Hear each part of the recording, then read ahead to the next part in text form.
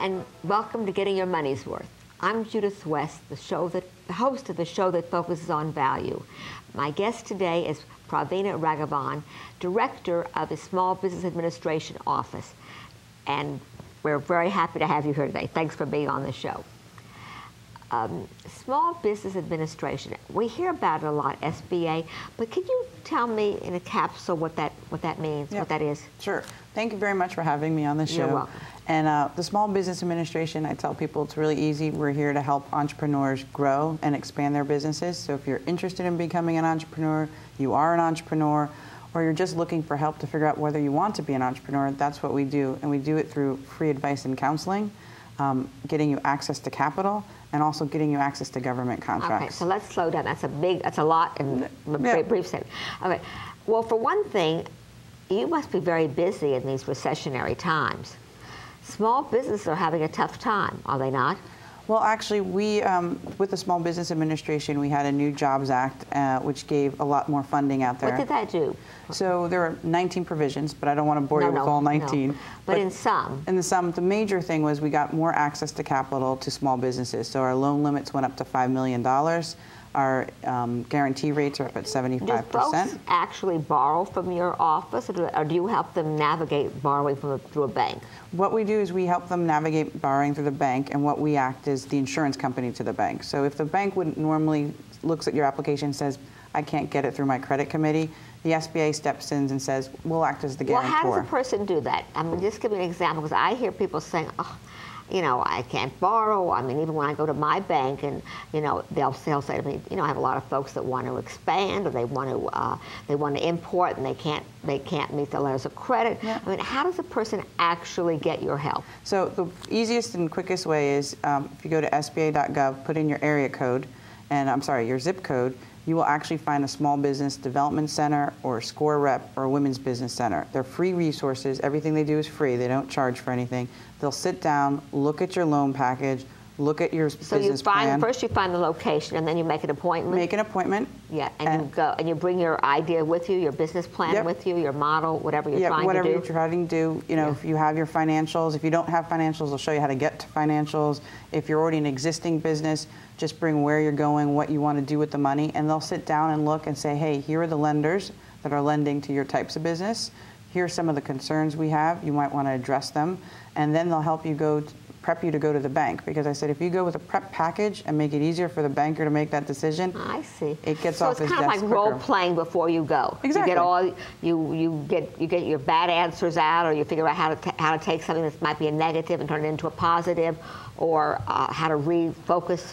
Exactly, all those things. One of the biggest concerns is people with their credit history, right? They go, all the banks always pull my credit score. I don't have great credit. What do I do?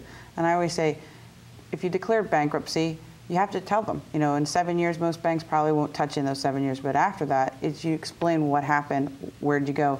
And a lot of times during this recession, a lot of people got a lot of credit cards and these high interest rates of 20%. And you know, now they don't know what to do. Sit down with one of these counselors and they'll help you figure out how to package it. And if you can show that you'd have a 10% cash flow savings, you can try to come to the SBA and get some help through our partners. To pay off some of this. Yeah, exactly. Yeah. What about companies? So many companies borrowed on their credit cards, and they still are to make payroll, to pay their rent. Do you help those kind of folks? Yep, we look. It's really a financial decision. If you can show us how you can pay us back, because that's what we look. We look at forward cash flows. We're willing to sit down with you. And I think the best is to actually get the advice from a counselor, because everybody's business is different. And you were talking about letters of credit and export. Yeah. Well, we have a huge export program, and most people don't even know it. And you foster it. Yes, we foster. It's one of our biggest initiatives right now. Small business people are afraid of, they think that you have to be some big conglomerate before you can export. Exactly. And what's great is we now have free tools on our website just to take you through what is it to be an exporter, webinars, and also we have service centers which will actually help you figure out which countries to go to, and maybe that if you're already doing it one country, how do you get to a second country? So do all the banks belong to your program, or you have certain regional and national banks? We have certain banks, from community banks all the way to regional, national. There's about 22,000 across the country. Okay. So someone wants to borrow, and part of your counseling service is to advise them which institution to go. And that's an institution where you are already a partner with that bank. And you write the insurance policy guaranteeing that this person that you're helping appears to be or is likely to be a good credit risk. Right, and actually what it is the person will go to the bank, and the bank actually looks at it and goes, you're not going to go under a conventional commercial terms, we're going to put you on the SBA track. And I always tell people, when you go to your retail location of your bank, ask for the business banker. Business banker. Ask for the business banker, because a lot of people will go, oh, I went to the desk, they didn't know, the teller. Of course not. They're there to do their checks and give you the cash. But ask for the business banker, and then when you get to the business banker, say, I'd like also to know who's your SBA rep, because a lot of the big banks or even small banks have a person who just is dedicated on small business loans. It also shows that you're a little bit informed about what options may exist for you. Exactly. Right. So is the interest higher on an SBA loan? No. How does the interest work? It's 2.5% plus prime on anything over $250,000 and anything 2.5% plus prime. Is that the going rate of most commercial loans? It's slightly a little bit more expensive than most commercial loans, but it's because we're actually paying back on the guarantee. It's not, so if you think about it, it's between about 4.5% and 5.5%. So the payment for the loan goes to the bank? Goes to the bank, right. And, yes. And the interest income from the loan goes to the bank. The bank. Does any of that go back to you? No. The only time we step in is if you can't pay your loan and the bank, and they've tried to get payments on it, and the bank turns around and says, we guarantee it, so they'll say, we purchase 75% of that loan back from the bank, and then it gets cleared off their debts, and they can go and make other loans, and then we keep the debt on our side of the business. So this program, which is of benefit to taxpayers, also is a cost to taxpayers. Actually, we're self-funded because of the guarantee fee. So there is a guarantee fee on top of So who pays that guarantee? The borrower. The borrower, but you can also finance the guarantee fee with the loan. So you're paying it through that. So you are you get money from the company, but you are self-funding. We're self-funded, for this, and then also What do you do with the bad debt that's on your books when you have to buy it back? we have to start collecting it, and I always tell people, if you ever had a student loan and you ever get we were just talking about student loans. So if you ever, those are federal debts, so you should pay them back, and eventually, because when you turn 65 and you want to take money out of the Social Security system, we'll know. You mean to tell me that if you have a federal debt, like a loan to SBA or even a student loan, that when you turn 65, they garnish the Social Security payments? They can. Really? I always tell people, if you have a federal debt... I don't think folks know that. Yes, a lot of people don't. I meet a lot of students who are like, oh, I'm not going to... I'm like, even make the minimum payment on your student loan, because you don't want to be a 70-year-old person going, hey, you mean I had that loan 40 years ago and I haven't paid it back? So we do. Wow. So we tell people. That's a good point. That's a good even point. Minimum payment. Be careful what you sign up for. Yeah. Exactly. So tell me something. You must have a lot of success stories. We do. We have phenomenal success stories. That makes you happy. It makes me very happy. In fact, we just closed a deal on a Manhattan buy sale, which is a small business that actually during 9/11 had just sales tour boats, and sells what? It's sales tour boats around Manhattan. So we take touring, and they had a problem in 9/11. They recouped their losses, and then at an event we had, they needed more money to reinvest into the company. We were able to close that loan, and they're successful. So we have a lot of little success stories. You have a lot of success stories. Yeah. It's good to know about you, because I think that entrepreneurs. For one thing, many people become entrepreneurs, Pravina, without too much research as whether they should be.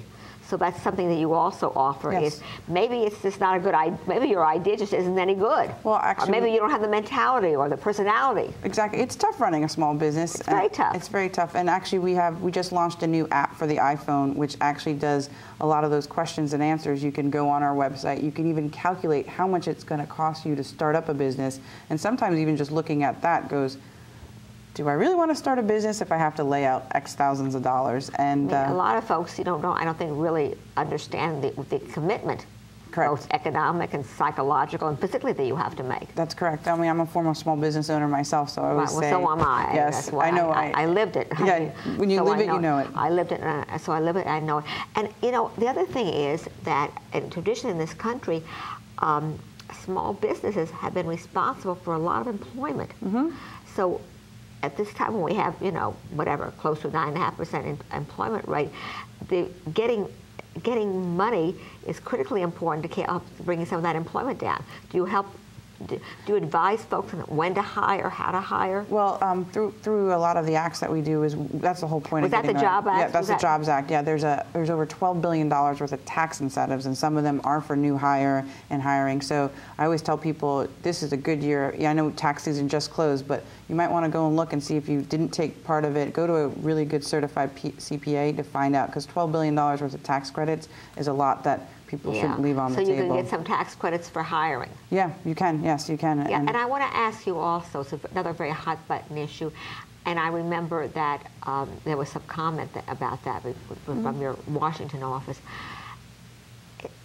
Is healthcare, all this healthcare, how badly is that? How is that, or not bad? How is that impacting small business? Well, there's also tax incentives for the healthcare, and it is an impact. There are a lot of people who need it. People are afraid of the cost. They are afraid of the cost, and one of the things the administrator of the SBA, Karen Mills, did was to make sure that some of the provisions that went into the Healthcare Act, such as the 1099, like every time what is that? It's a tax form you have to fill out, and they said anything over $500 you have to put a tax form. Well, we were like, you can't do that to small businesses. You know, you go to Staples and you got to put a 1099 tax form.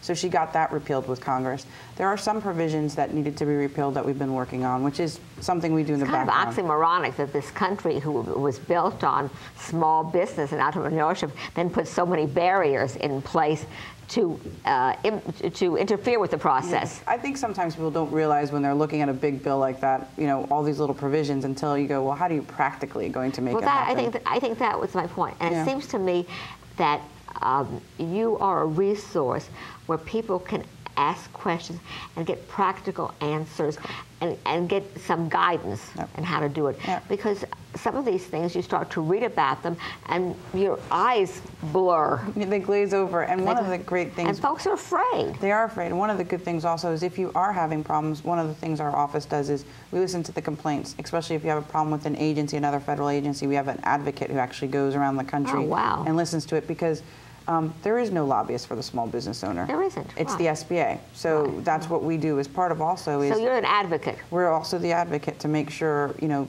laws get repealed that need to be repealed, or laws get changed. And even to step in and help someone who's getting some kind of a sandbagging, or just getting, you know, not being taken care of. Right, taken care of. And that's part of our job, is to make sure small businesses survive. Because what you said is correct. They are the backbone for jobs.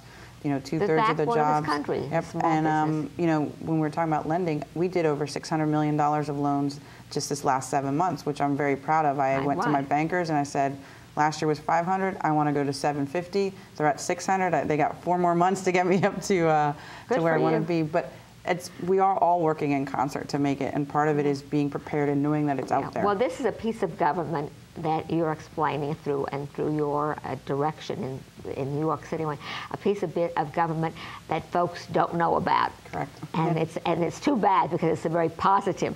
Yes. You hear all the negative, but it's a very positive form. Thanks for being on this show. You do good work. Thanks, right. And not to myself, I may contact you. But, anytime. Right. Anyway, I'm Judith West, host of Getting Your Money's Worth, and we just heard about a great value of a service, Small Business Administration, that is founded and funded by the government. Thanks for watching.